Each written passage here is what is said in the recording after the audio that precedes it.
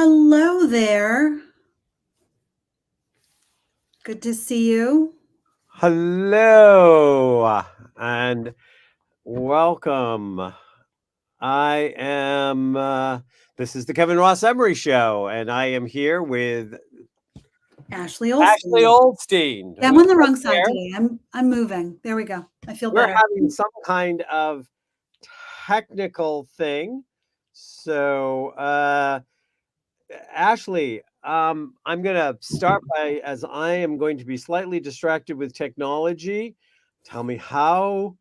Because tonight's show, guys, is Spiritus Loci, and I am going to, and we are going to be um, talking about the spirit of place.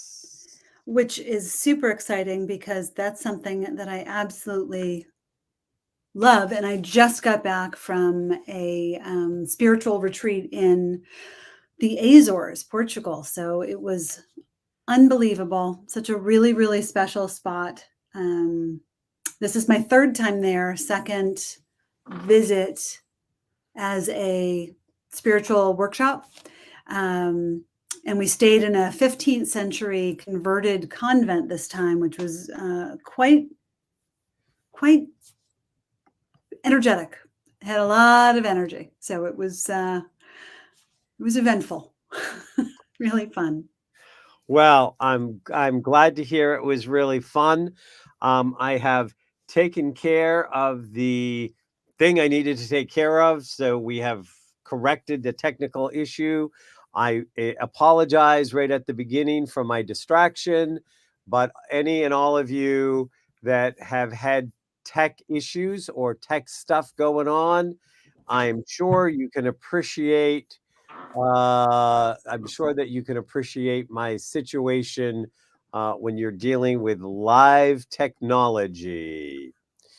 And so I actually am going to start by reading a poem I wrote a long time ago called Spiritus Loci. And then Perfect. we're going to talk about the spirit of place and some of the things that we can do. We're also going to kind of catch up and see what else is going on. I love it. So, Spiritus Loci. There is spirit in this place, some of the spirit here when I got here, some I brought with me, spirited this place, as I am, unlike me, however, for I move on. Moving on, spreading spirit, this place stays here, gathering spirit from all who pass. Giving and taking this place and and some of the spirit I now spread is this place. And some of this place's spirit is from what I have left behind. Taking and giving this place and I. I really like that a lot. Thanks. You're I know welcome. it's in one of my poetry books, and you can find all my poetry books on Amazon.com. Mhm. If you put in Kevin Ross Emery or Dr. Kevin Ross Emery, all my books will come up and you will find my poetry books. And that poem is in one of them. And bad me. I was going to look up so I could tell you which one it was in, and I can't tell you. Well, you So I know guess what? buy them It's all. it's Where's Waldo? It's like Spiritus Loci right there. It's just on a little manhunt trying to find said poem. Interestingly, I wrote that poem when I was in Costa Rica. And I was in Costa Rica, and I had gone to Costa Rica to get cataract surgery done on both my eyes. Wait a minute. I didn't know you had cataract surgery done in both your eyes. I have had cataract surgery done on both my eyes. Huh. And, what happened was, so I went, um, I had, uh, you know, really bad eyesight. Like without my glasses, I was qualified for legally blind. Hmm. And then in my early 30s, early to mid 30s, I got LASIX in both my eyes. Mhm. And suddenly I had 20/20 vision. And it was great. And I didn't need glasses anymore. And it was really wonderful. And then in my early 40s, my vision got darker and harder to see. It started as nighttime vision issues and it was getting worse. And I finally went in and was like, what's going on with my eyes? And they said, you have cataracts in both your eyes. Which is very strange at that age. And it's strange at that age. And it's Mhm. strange because I have no history in my family on either side of cataracts. You know, I was an ophthalmic technician for 10 years. Yes. And now you say that, I remember. Yeah. Yeah. Yeah. And my eye doctor at the time said, I have seen a rise in younger people with cataracts. Oh, And the one single unifying thing is they all had LASIX. interesting. Hmm. And, you know, I have a tendency, I know this is a big, huge surprise, so be ready to gasp. I can be a very early adopter at times. And, you know, I know that the LASIX has come a long way, and I'm talking about I got LASIX in the 90s. So, um, hello, Elizabeth. Welcome. Thank you. Hi, So Elizabeth. I got I got um LASIX, you know, in the 90s, and it was still actually kind of new then. It was. That was when I was working. Yeah. Yeah, it was fairly new. And um you know, this doctor was just like, I don't recommend it to my clients yet because I don't think they've worked out all the bugs. He said, especially because I have seen this. And this was a guy that ran an eye clinic that was like the largest eye clinic in the city it was in and saw lots of patients. Mhm. And when he says he personally was seeing a trend, I'm sure that trend might be much larger, but I don't know if it was ever put together because who knows? Mm. So I'm not trying to tell people if today you're considering LASIX, it's a bad idea. I mean, I would definitely do a deep dive Google on it. But so I I went to this eye clinic and they told me, and I didn't have any insurance at the time, and it was going to cost me $10,000 to get both eyes done. Yeah. And I'm like, look, I have no insurance. I'm a cash pay. And they said, well, you can go get this credit card and, you know, Care Credit, and they'll pay, you know, and you can pay it in installments. And I said, but if I give you cash, can't I get some kind of cash discount? Nope. I Mm. said, you lose money to Care Credit. You're going to not get $10,000. Right. So why can I not give you less cash? Because I have, you know, at that point, I had $10,000 in my savings account. I'm like, I can hand you money, cash. I don't need to put it or create a new credit card. And at that point, I had already started developed what I have now, which is a resistance to carrying balances unless I absolutely have to. Mhm. So all the work I'm doing on reconstructing my house is now hitting all my trigger buttons because Yeah. I'm going to have to carry some temporary debt that I will get paid through. Um, but they were like, nope, nope. It goes against our contract. We cannot give a cash discount if we offer Care Credit. And I said, oh, so Care Credit decides what you can do. Love They hold you hostage. it. Yeah. And so I checked out medical tourism. And for less than $6,000, I went to a state-of-the-art clinic in Costa Rica with me and my partner at the time. We got airfare, stayed a week at an all-inclusive resort that was attached to it, went to the clinic for less than $6,000 and got the things done. That's pretty cool. It's a sad commentary on some of the medical care here, but I'm glad you got a beautiful trip out of it. Yeah. But anyways, and it was beautiful. Have you been to Costa Rica? Yeah, I have. I took Samantha, my younger daughter. God, I don't know how old she was, seventh grade, and she just turned 21. So a handful of years ago. Yeah. So yeah, and it's interesting because there are literally too many places, too many people that have too much say in medical care today. Mm, yeah. Insurance companies, the government, you know, state governments. And I mean, it's one of the sad things that, like right now, um, you know, that that we pay more for so much than any other developed country in the world.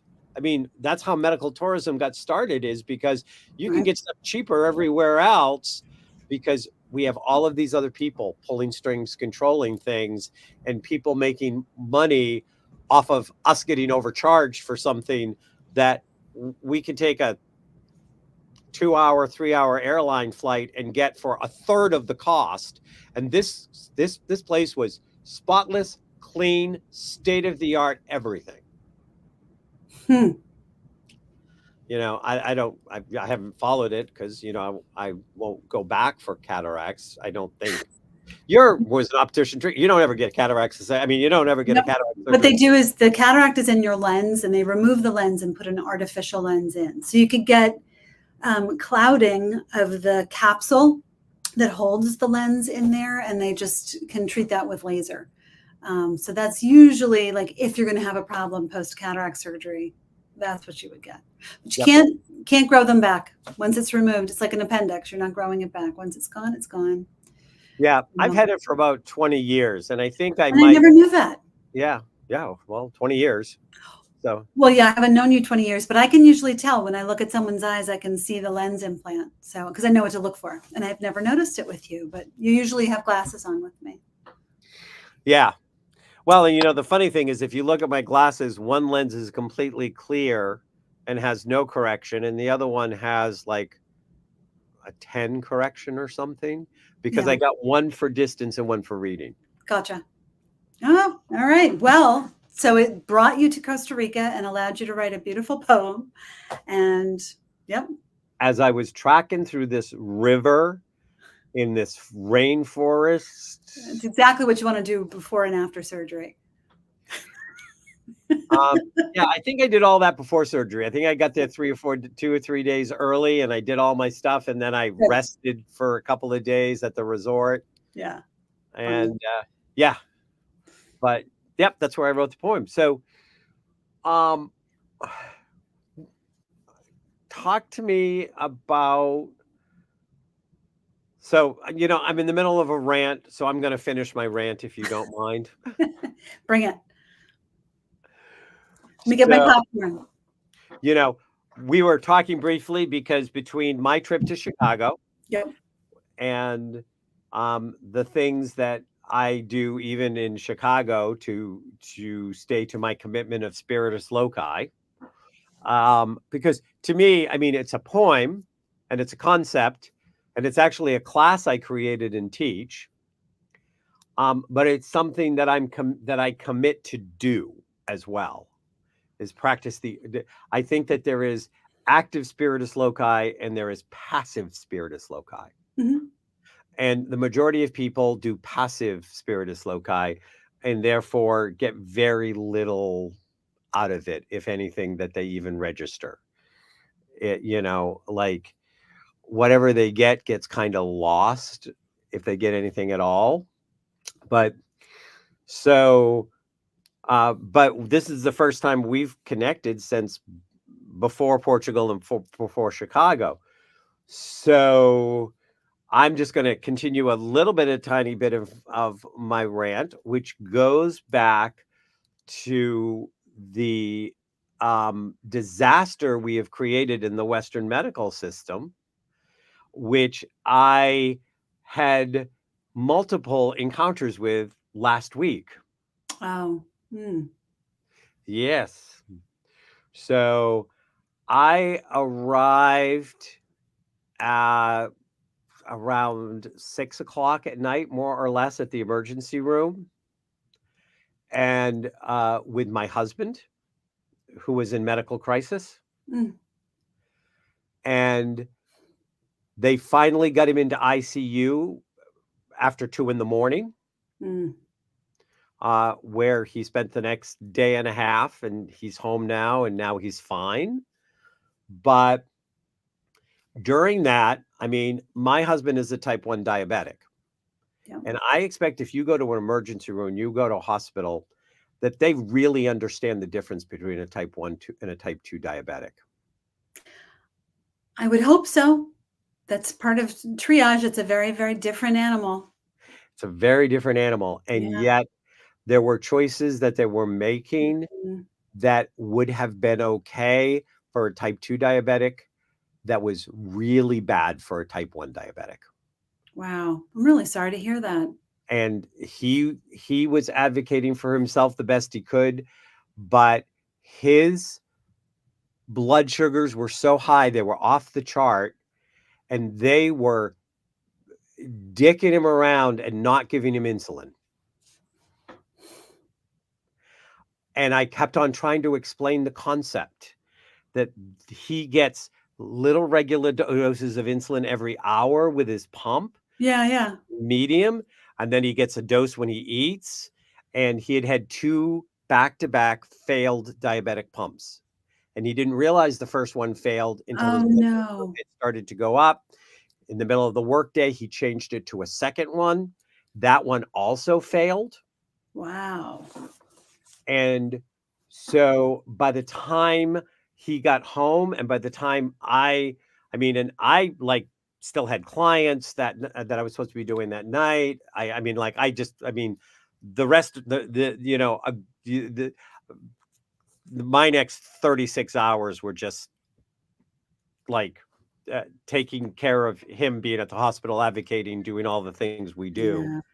that we have to Mm. do. And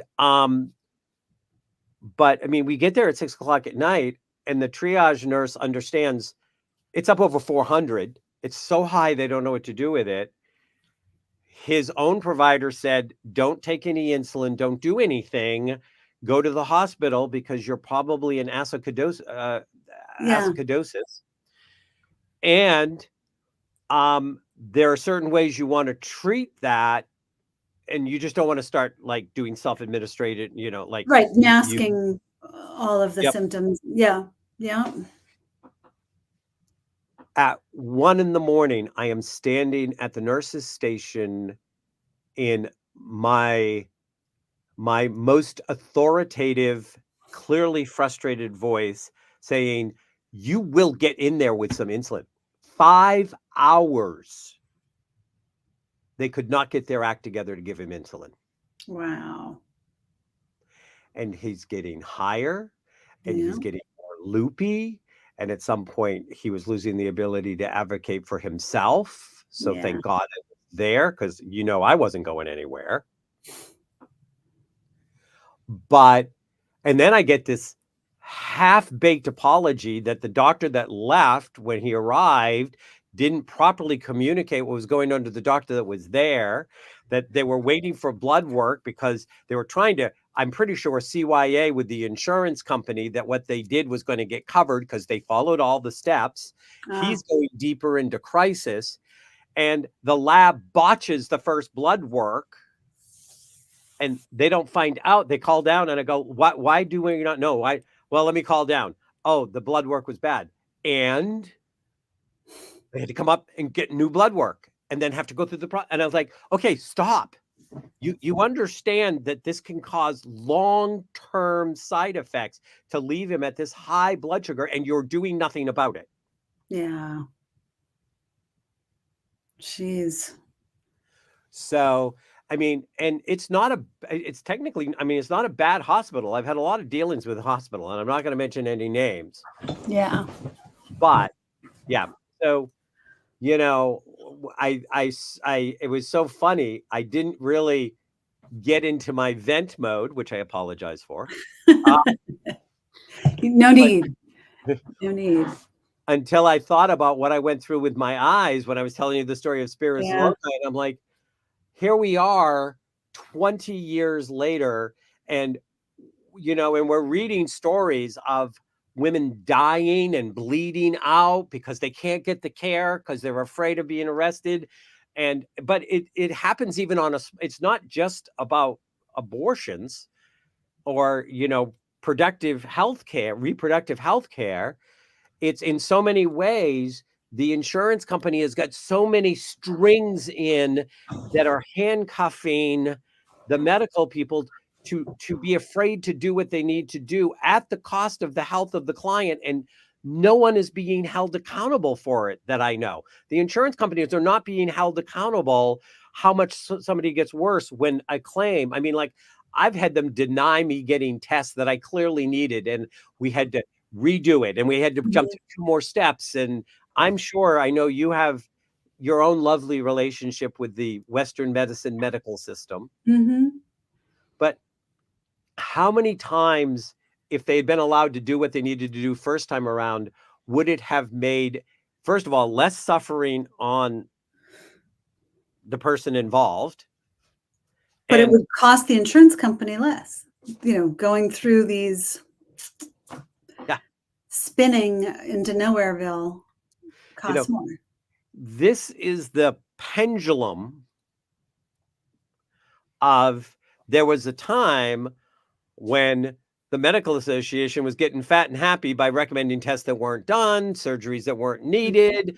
I mean, they needed to be corralled in, but now we've gone to the other side where we literally have a Gestapo system that can end up permanently damaging or even having somebody die because there's so many hoops to jump through. Yeah. Yeah. Yeah, and we need to stand up and be responsible, because even if we never end up in that situation, you're damn lucky if you get through all of your life without somebody knowing and caring about having some negative reaction because somebody didn't dot an I or tap dance or smile the right way or put their clown makeup on to get the approval the first time. So there's my rant. All right. Mic I'll let drop. it go. Oh, Exactly. Well, I'm glad he's feeling better. I'm really sorry that you had that experience, but that's so scary and frustrating and infuriating and all of the things. But bottom line is he's home and better, which yep, is he's good. home and better. Which is good. Um, But, and I think this comes from my I don't know if it's just the nature of my, edgy personality. You? Say it's not so. Uh, or whether it is, the my being a long-standing ancestral Unitarian Universalist, which is all about social justice, Yeah, that even if we don't have that problem again in the future, knowing that other people will who are less able to advocate for themselves makes me feel like I need to do something about it, because just because it might not happen to me again doesn't make it okay. yeah, And I think people lose sight of the fact that if you stand up and push back and do what you need to do for actual change to happen, you are making it better for the people behind you. And you somewhere are benefiting from the people who chose to do it that went before you in some other area. definitely. But apathy is killing this country. So tell me about Portugal. Tell me more about Portugal. Tell me about the wonderful energy. How would you describe the Spiritus Loci of where you were? So, as I mentioned, it was a 15th century monastery that was converted probably about 30 years ago. Apparently, it burned at some point, and there was nothing left. It was just the floor of the structure. And the current owner, it was her father-in-law and his partner, had a vision for it, and there was no tourism in this area at that time. So it was pretty much a labor of love, an investment of love, that they really just wanted to restore this building. They were antique dealers as well. So they painstakingly restored the building. And so now it's being used as an Airbnb or a retreat center, whatever, the need calls for. So I was there with 11 other people, so 12 of us, and then the instructor. And so we rented out the whole place and we all stayed there. It was a beautiful building. I had posted some of my pictures online, so I don't know if anybody has seen them. It was stunning, all lava. We did lava details in the walls, and they really did a beautiful, beautiful, restrained job of restoring it. It wasn't overdone. It just felt very peaceful, calm. The energy in there was, we all described it as dense. There was just so much going on. And there were certain rooms that you would walk through, and I'm very sensitive to energy. And there was this one spot in the hallway where I was walking through. The first 5 minutes I was there and I had to stop in my tracks. I'm like, oh, right here. Like I felt this pocket of energy. I'm like, oh, okay, I need to spend a little time back here. We ended up doing seances in that same hallway, they were quite amazing. I won't bore anybody with the details, but they were very, really beautiful and powerful. And again, like just even doing that, the energy was just so thick in that spot. The land itself, it was looking at the water, and I did some walking around. Locally, it was in a town called Villa de Campo, a little village, probably about 20 minutes outside of Ponta Delgada, which is I'm on the island of San Miguel. Ponta Delgada is the city that's there, the bigger city. So it was this adorable village, looking at the water. And, we went down to, there's a caldera just off of the shore, the island, which used to be owned by the convent. So we took a boat over to the island and walked around over there. It's a beautiful beach that people can go and swim, and inside the volcanic remnants. We didn't swim. We didn't know that we were actually even getting off the boat. So it was a surprise. But yeah, so the land, it just feels beautiful there. There's something really connected about the Azores that I found. As I said, this was my third trip there, first time in Villa de Campo to stay. I've driven through. But as a volcanic island, I feel like it's very connected to the earth. I don't know, it's just easier to feel the vibration of the earth. So that was like the highlights of my trip to Portugal, just the little headers. So, and it's very interesting. And some of what you're talking about, I want to build on, if I may. Yeah.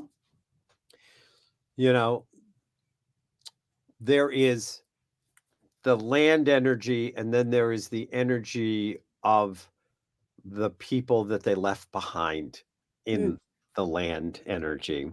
Yeah. Which to me always feels different than the energy that people left behind, like in a structure.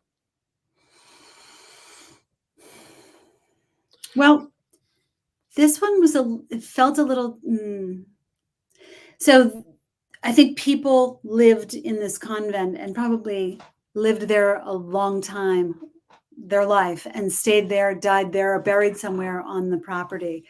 But it was also a missionary convent, so people were coming and going. So I think there was a little bit more of a temporary, transient feeling to the structure itself. It didn't hold on to that like deeper lifetime energy, if that makes sense. Yeah. Well, when I teach my ghost class, and I'm talking about what is a ghost and what is not a ghost. Mm-hmm. And one of the things I talk about is that sometimes sensitive people will think that a place is haunted or there's a ghost, and all it is a lifetime of intense emotional energy that you're picking up, that everything is organic. I mean, I'm staring because I'm still in my basement because my office is not done and my kitchen is not done, but it's close. It's close. Oh, so close. This close. So close.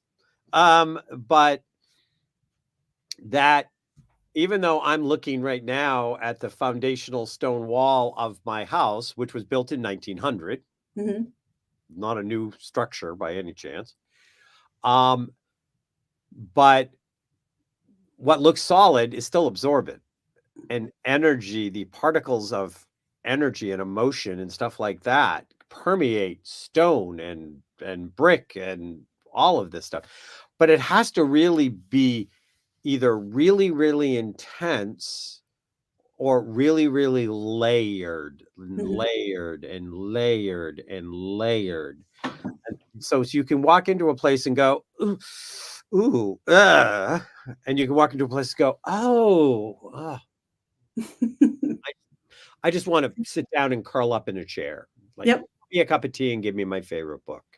And there was This a little bit of both at this place. I mean, there was rooms that you wanted to stay in, and there was rooms that I wanted to look at because it was pretty, but I didn't want to sit down and curl up. I was like, I'm going back in the other room. Yep. Yeah. And so this is going to seem like a strange connection, but we're coming into the season of Halloween, so maybe Mm. it's not. I'm going to follow the traveling minstrel known as my brain. Uh, Look over there. Monkey brain. Yeah. um, is did you ever see The Shining? I did when I was young. It scared the ever living shit out of me. Thank you, my older brother. Made me watch it. Hmm. I went and saw that in the movie theaters, the Nope. original one. And it was when it was first out. And I was traumatized for a couple of days afterwards.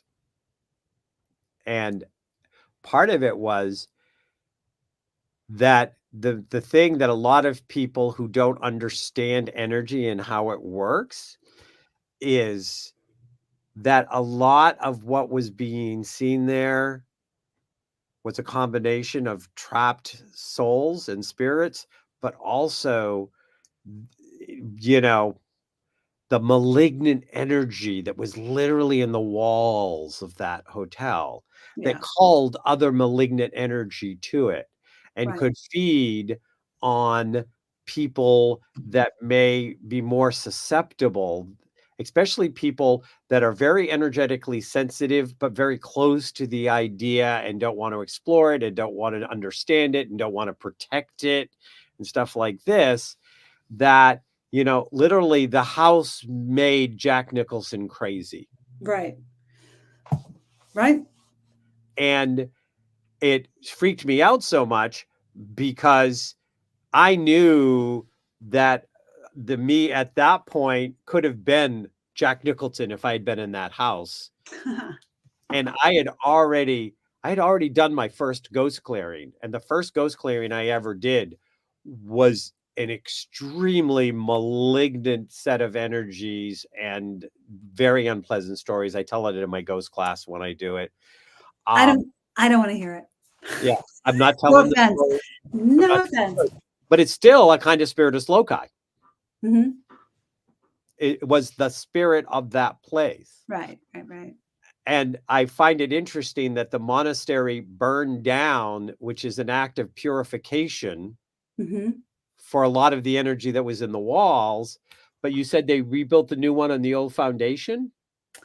So I was trying to follow the history of all of it. There was the building that we were in, there was part of the convent, and then another part of it was up at monastery convent. They called it both. I think the Portuguese word is convento, so I don't know if that means monastery convent. In my mind, convent is for nuns, monastery is for monks, but we're talking monks here. There were no nuns. But part of it Monastery. was, Yeah. yeah, part of it was up on a hill, um, a little distance away, and that's where the water source would come down. And so there, like, I think the chapel is up there now. I think that was more of the convent or the monastery. And then it switched, and then the chapel is up there now. And then they built this monastery back in the 1500s, um, on the space. And so the original, they called it the kitchen, which was a living area, that also was a chapel. You can see like outlines. There's a cistern on the wall, and you can see the outlines of a cross. But they called it the kitchen. So at some point, that was the kitchen of the whole monastery, and it was entirely built out of stone because nothing would burn. Ergo, like if they're open fire in the kitchen, they didn't want something to burn. So I think that existed, but the rest of the structure, which is the architecture, was fascinating. Just to skip around a little bit, it's shaped like a cross. So if you looked at it from the sky, it's shaped like a cross, and there's like the long part and then the arm that goes across. And so that part all burned down to the main floor. So, yeah. Well, I was wondering because, there have been times when I've had to work with bad energy to go out of a place because, you know, I'm sure I know you've done energy clearings as well, where you've been called in. I've been called in to clear really negative energy out of a place. I've occasionally been known to be snuck in a back door. By the way, to be clear, I didn't feel any negative energy in this space. It felt really Yep. just calm. Well, you said you went into like a room and you're like, there's the energy, and that's where you did the seance. Yep. It wasn't clear to me whether it was ooh energy or ooh energy. It wasn't. It was in between both of those. It wasn't like, ick, I got to move through this. It was like, this feels different right here. Didn't necessarily feel like, oh, I want to just sit, like, let me pull a chair up and hang out over here. But I'll also say there was a house cat that the caretaker had that lived separately but had access to come in and out of where we were staying. And he hung out in that spot a lot. Cat liked that spot. Yep. So, Well, and there have been spots that I have been drawn to, and I find out that historically these were places where this might be a chapel that was in a private chapel in an estate or something. And there were lots of prayer and lots of devotion. And, even if maybe the overall religion at the time might be icky and running around and converting by the sword and, torturing people and, burning women for being powerful. The people that were very devout in it did very devout, repeated, and so that would be a very calm, prayerful energy that would get layered and layered and layered. But sometimes when I've gone to clear a space, clear energy out of a space, like in Spiritus Loci, the spirit of place. But going there is it isn't the place; it's where the place was built upon. Yeah.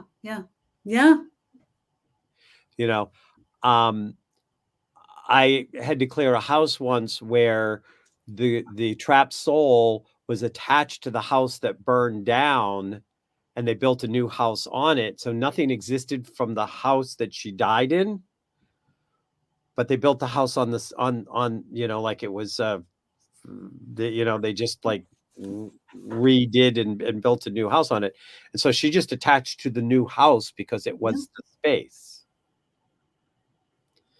And and that was one of the cases where when I did it, I actually went and researched the history because the owners didn't know there'd been a house on the house before there because it had happened like 150 years earlier, and it just was lost out of the lore because the house itself had so much history.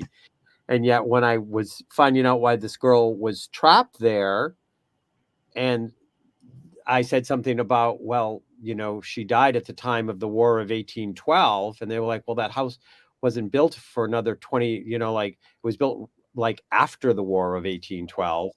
And I was like, okay, but I was like, I can see her. I can see her. I can see her in flames. I can see, stuff like this.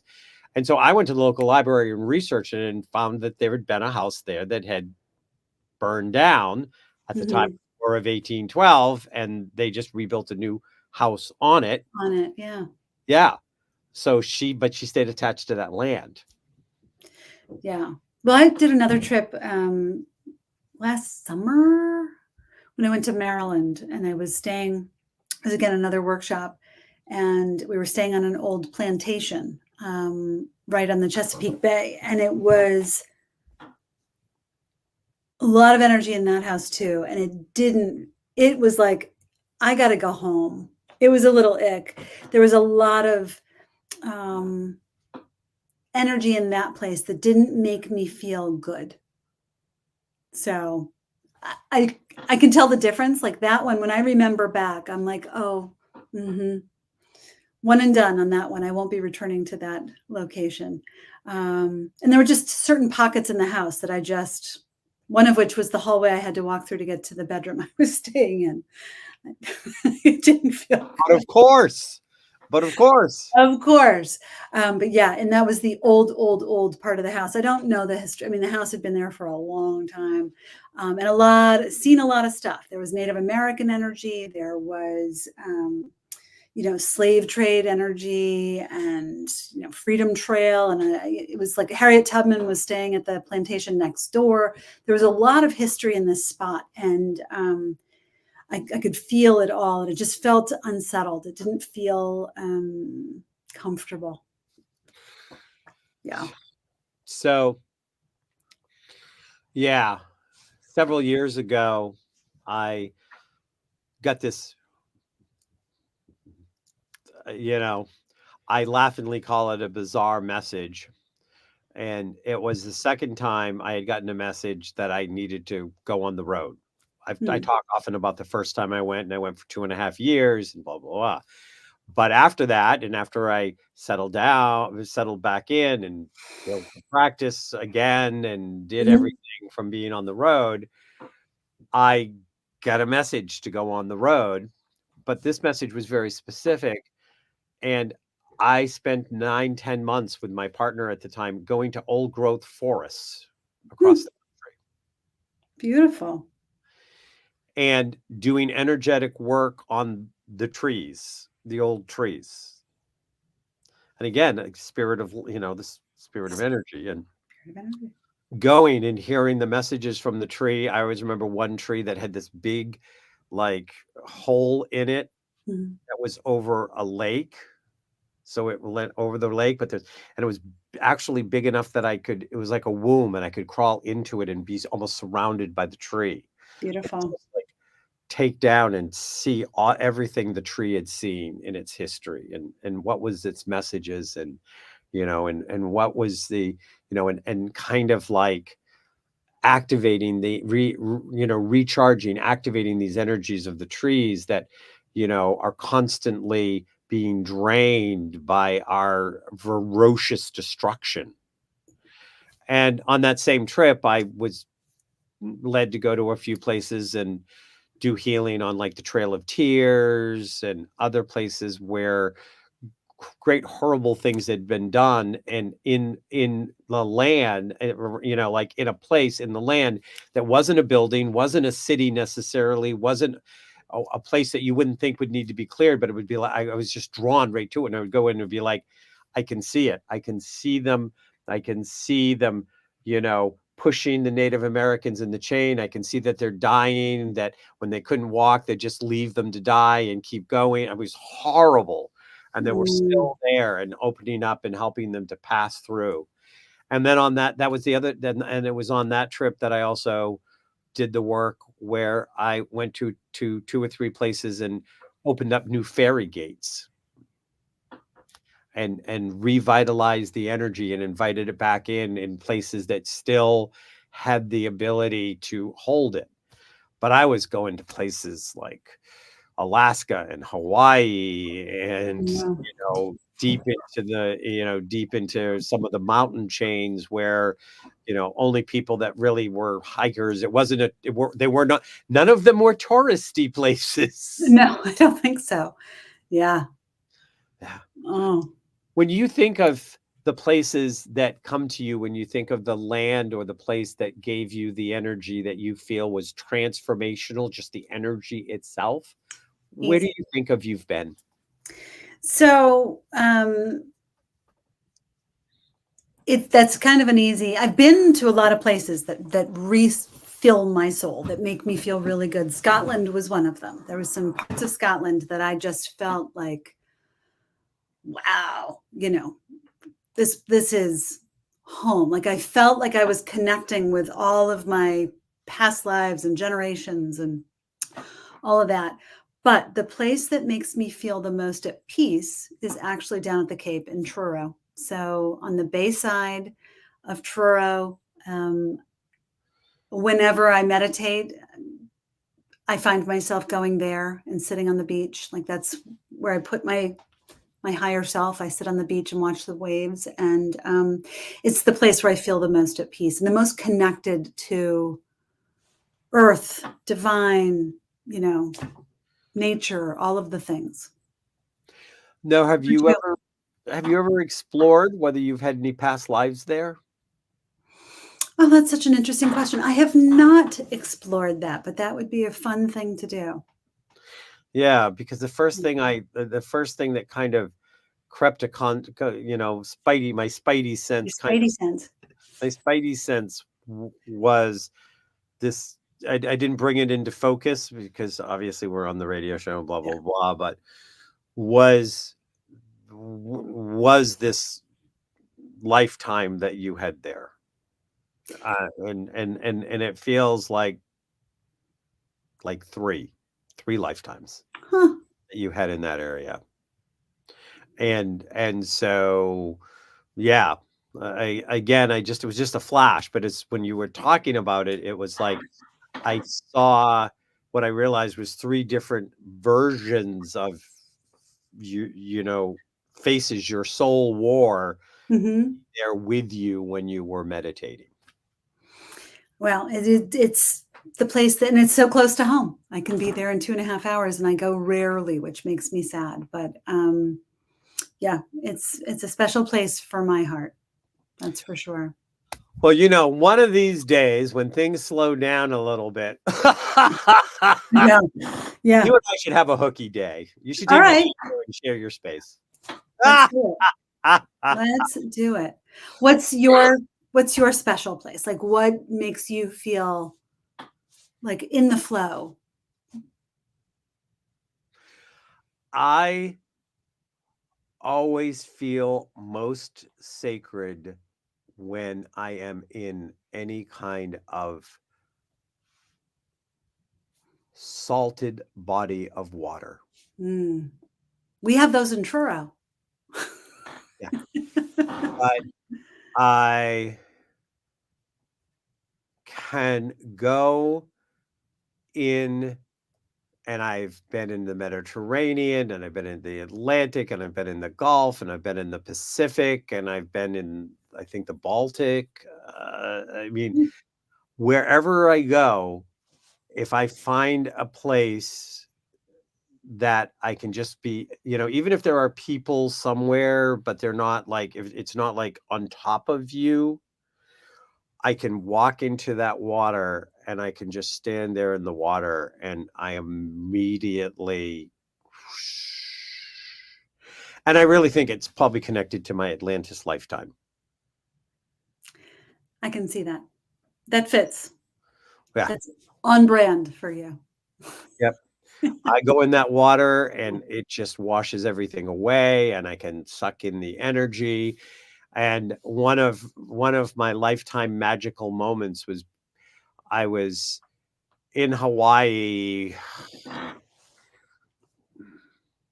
I think it was only for a couple of weeks that time, because I've like spent a month in Hawaii and and so longer, shorter trips.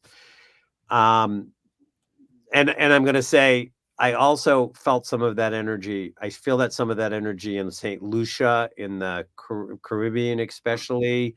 St. Mhm. Lucia had some very, very powerful sacred energy for me, and so did Puerto Rico.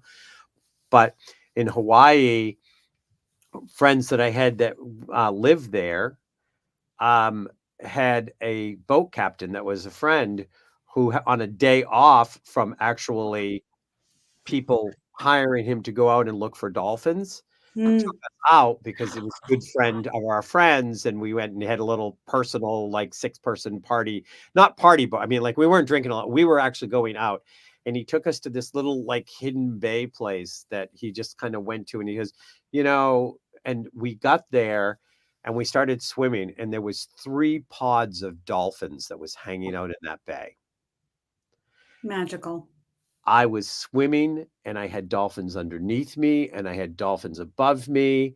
And I felt myself, I realized I was swimming like the dolphins going up and down. And at one point, and they'd come up and they'd laugh and then you'd talk to each other like dolphins do. And they were playing with each other and they were playing with me, like they would jump Yeah, over me. I And love it. I was just like all over the place dolphin, the dolphin in the water energy, and I was just like whoosh, magical, magical moments. Yeah, that's one of those ones that you will never forget the way that feels. I mean, that's just beautiful. Yep, yep. So, yeah, though there are lots of places I've loved, but there's, I was keep looking at our practical spiritual advice tagline, and I'm going to take a second and give some advice and be practical for a moment. Bring it.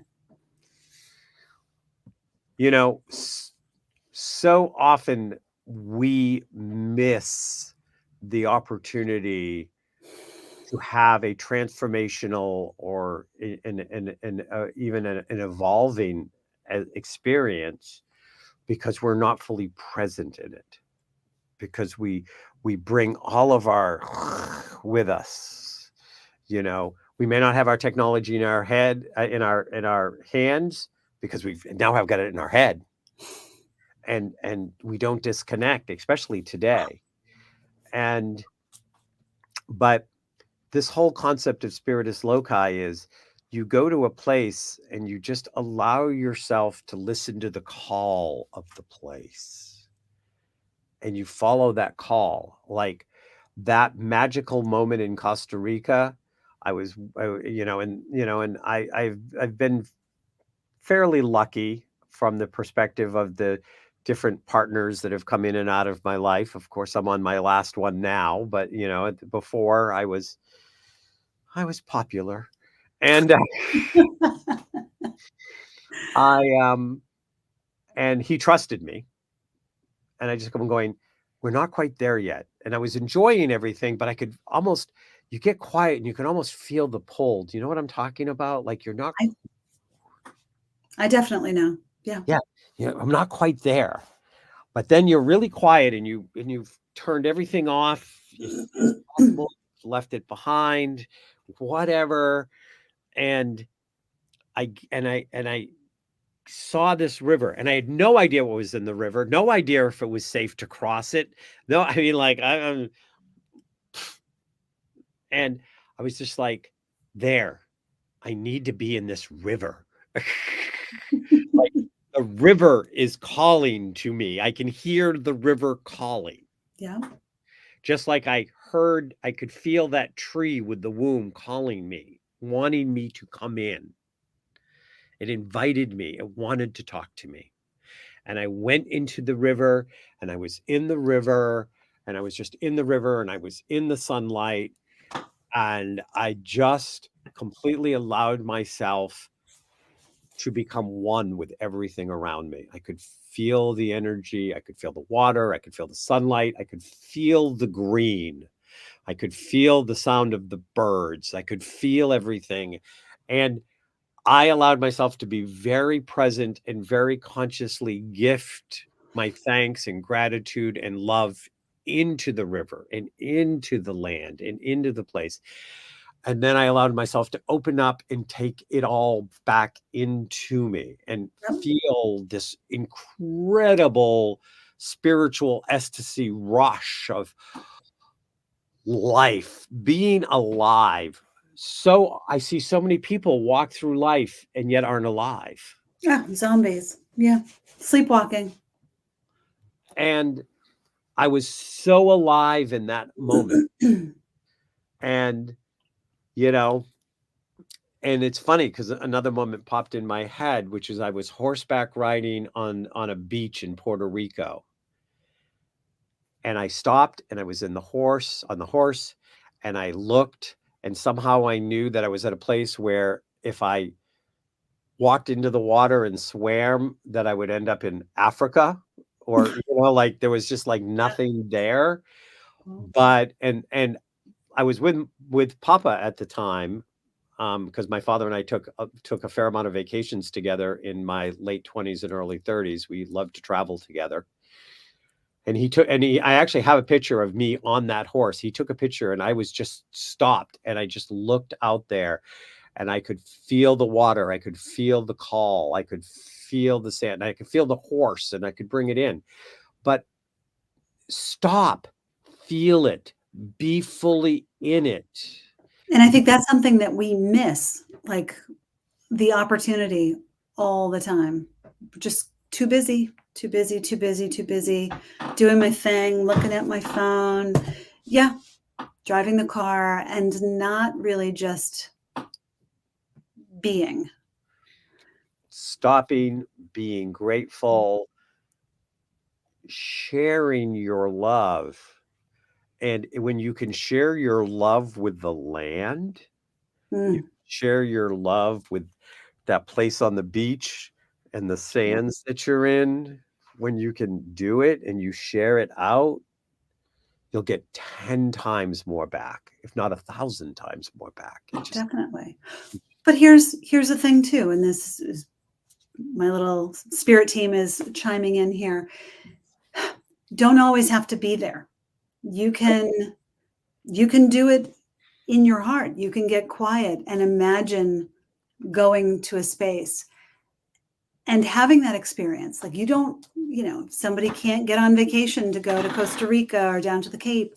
You can do it in your living room, just allowing yourself to get quiet, get still, connect with your heart, imagine that space around you, and then feel that love for the land, the sand, the sea, the river, the trees, like all of that thing. I mean, you can expand that way.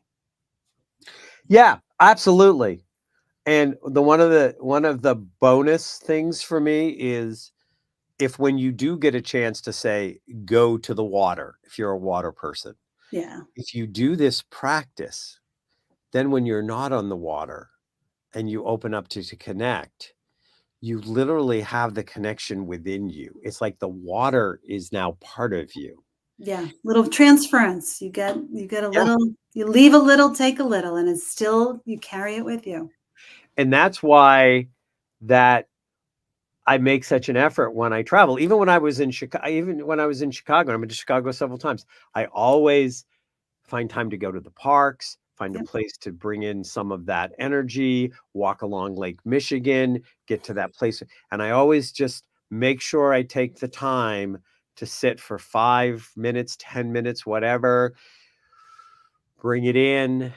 And like you said, you can do it, but it's like on steroids if you In made person. that deep connection and you left a part of yourself, because you can go back to that part of you that you consciously chose to leave, Yeah, which then changes what the next person comes and finds. It's a little bit different.